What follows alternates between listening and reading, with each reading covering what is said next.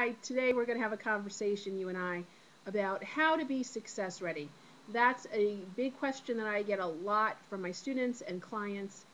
And the first thing you need to know in order to be success ready, you need to accept and believe that success is your birthright.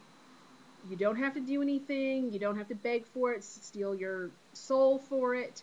It's yours because you are here on this earth and you are a human being and it is your birthright. So our conversation today is going to be about how can we get you to start claiming that birthright and feeling and experience success every single day. The first thing you need to know about success is it begins with the mindset. In order to create success out here, we need to create it in here first. So the first thing you need to know, it all begins with the way you think. There's an old saying, I learned it from Mary Kay Ash, if you think you can, you can, and if you think you can't, you're right. So in order to create success externally, you need to take the time to focus on it and create it internally. And that's why I teach you about the 7 internal success skills, which are focus, belief, attitude, self-esteem, integrity, commitment, and strategy. Because these are the internal success skills that allow you to show up and actually create and form your success before it even shows up. So today, being success ready is being able to think abundant thoughts. Okay? If you notice, and I'd like you to notice, how often your mind thinks negatively. It's actually the default that our mind is set for. It's just the mechanics of the machine that we have called our bodies. It naturally will default to the negative. So your job every day is to refocus it and get you to focus on abundant things. The best way to be abundant is to focus on what you're grateful for. I make it a practice every day to list at least 5 things or to recite and declare 5 things that I could be grateful for in each given day. A, it makes me feel better. Okay, it'll make you feel better too.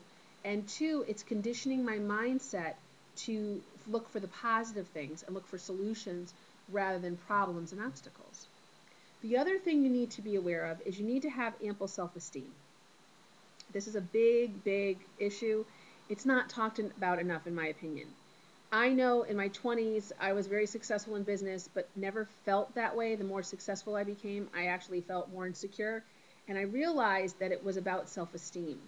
So if you are what I call a zoom-eker, meaning you zoom, you take off like a shot, but somehow you get, you either self-sabotage or you stall out, it can be a sign of low self-esteem. Now, I'm not saying, you have low self-esteem, you should be in therapy, and not that therapy is bad, but what I'm saying is if the goal that you have, if the desire that you have in your heart is bigger than the amount of self-esteem that you currently have within you, you need to take time and focus on expanding that self-esteem. Because if that success comes and your self-esteem isn't big enough, you will not feel successful. You will feel stressed. You might feel insecure. You'll have the opposite experience of what you're probably intending for yourself. So focus, attitude, and self-esteem are really closely knit together. And the other thing you need to have is you need to have properly aligned beliefs. These are all required for success thinking.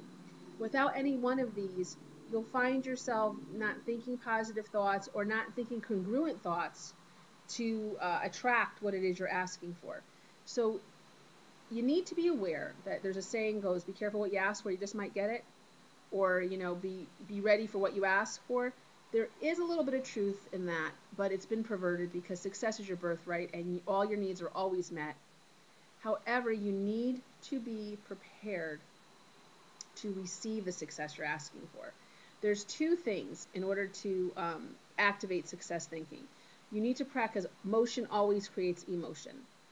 You need to be willing to ask for what you desire, no matter what. Doesn't matter if you think you'll get it or not, ask. And you need to be willing to receive. So those are the key ingredients of how to create success thinking. And once you start success thinking, all of a sudden you start to create success receiving. And that's when it gets really fun. So I hope you liked this little conversation we've just had. Share with me what you liked about it, what insights you got out of it, and send me an email at coaching@successgenie.com, coaching@successgenie.com, and let me hear your stories of success and how you've started your success thinking. Talk to you soon. Can't wait to be with you again.